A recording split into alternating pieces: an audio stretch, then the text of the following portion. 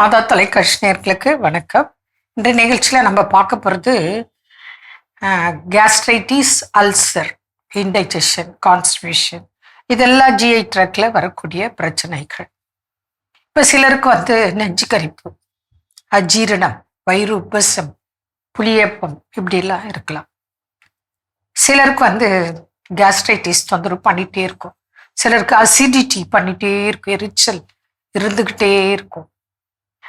சிலருக்கு சாப்பிட முடியாது, சாப்பிட்டா வலி அதிகமாயிடும். சிலருக்கு சாப்பாடு சாப்பிட்டா வலி குறையும். இப்படியெல்லாம் நிறைய வித்தியாசம் அவங்க நோயின் தாக்கத்தை பொறுத்து. இதுக்கெல்லாம் ட்ரீட்மெண்ட் இருக்கான்னா இருக்கு.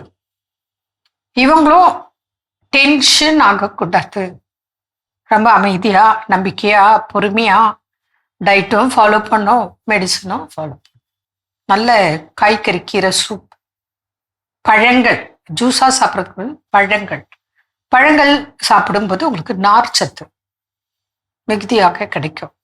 காரம், புளிப்பு, உப்பு கம்மி பண்ணணும். தேங்காய் பால் எடுத்துக்கலாம், புரியுதுங்களா? கருப்பட்டி போட்டு தேங்காய் பால். இவங்கெல்லாம் கட்டாயம் நல்லெண்ணெய் வச்சு ஆயில் புல்லிங் பண்ணணும். நல்லெண்ணெய் வச்சு வாய் கொப்பிடிச்சிட்டு துப்பிடணும். அப்புறம் ப்ரஷ் பண்ணோம். அப்புறம் தேங்காய் எண்ணெய், செக்கெண்ணெய் ஒரு ஸ்பூன் எடுத்து வாய் கொப்பளிச்சு உள்ளுக்கு விழிக்கிறேன். அப்போ வாயிலிருந்து ஆசன வாய் வரைக்கும் உள்ள இருக்கிற அந்த பிரச்சனை ஹீல் ஆகும். அதே போல டயட்டு, உங்க தன்மைக்கு ஏற்ப டயட்டு.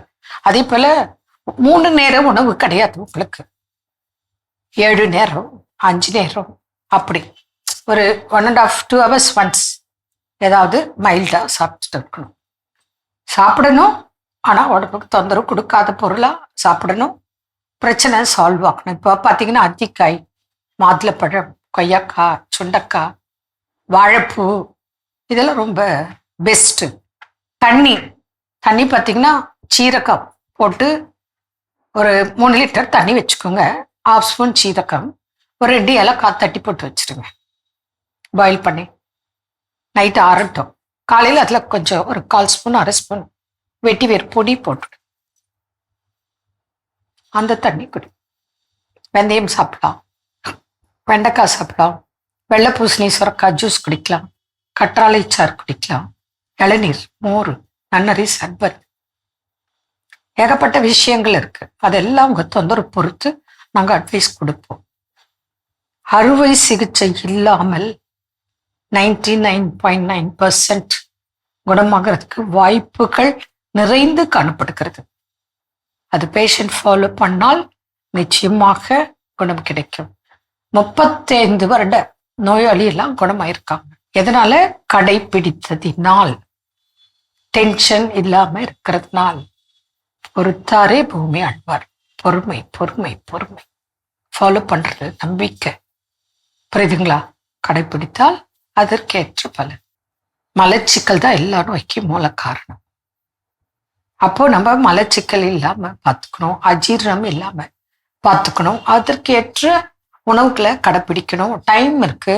இப்போ தயவு செய்து யாராக இருந்தாலும், நீங்க எந்த நோயுமே உங்களுக்கு இல்லை, ஓகே, நான் ஒத்துக்கிறேன். ஆனா நைட் டைம் நான்வெஜ், எக்கு தயவு செய்து, மசாலா ஐட்டம், ஸ்பைசி ஐட்டம் தயவு செய்து நார்மலா இருக்கிறவங்களே சாப்பிடாதீங்க. உங்களுக்கு நான்வெஜ் வேணுமா, இல்லை இப்போ சாப்பிடக்கூடாத ஐட்டம் எல்லாம் பகல்ல சாப்பிடுங்க, காலை மதியம் சாப்பிடுங்க. நைட்ல கண்டிப்பாக அவாய்ட் பண்ண, அதுவே ஒரு பிளஸ். ஒன்றும் இல்லை, உதாரணத்துக்கு ஒன்று சொல்றேன். இன்னைக்கு மத்தியானம் நீங்க நான்வெஜ் சாப்பிட்றீங்க, நல்லா தேவையானதெல்லாம் திருப்தியா சாப்பிட்றீங்க. நைட்டு உங்களை கேட்பாங்க, அம்மா என்ன சாப்பிட்றீங்க? இல்லை மத்தியானம் சாப்பிட்டது எனக்கு சரியா இருக்கு, நைட்டுக்கு எனக்கு எதுவும் வேண்டாம். இப்படி நிறைய பேர் சொல்றீங்களா இல்லையா? அப்ப இதுல இருந்து நீங்க புரிஞ்சுக்கணும், டே டைம் நான்வெஜ் நல்லது, நைட் டைம் நல்லது இல்லை. அதுக்கு மேல கடைப்பிடிக்கிறதும் பிடிக்காதும் உங்க விருப்பம். அதனால அல்சர், கேஸ்ட்ரைட்டிஸ், இன்டைஜஷன், அசிடிட்டி, கான்ஸ்டிபேஷனுக்கெல்லாம் இதெல்லாம் சாதாரண பிரச்சனை. கவனத்துடன் பார்த்தால் விரைவில் குணம் கிடைக்கும். மீண்டும் நாளை சந்திப்போம். நன்றி. அன்னை மரியே வாழ்க.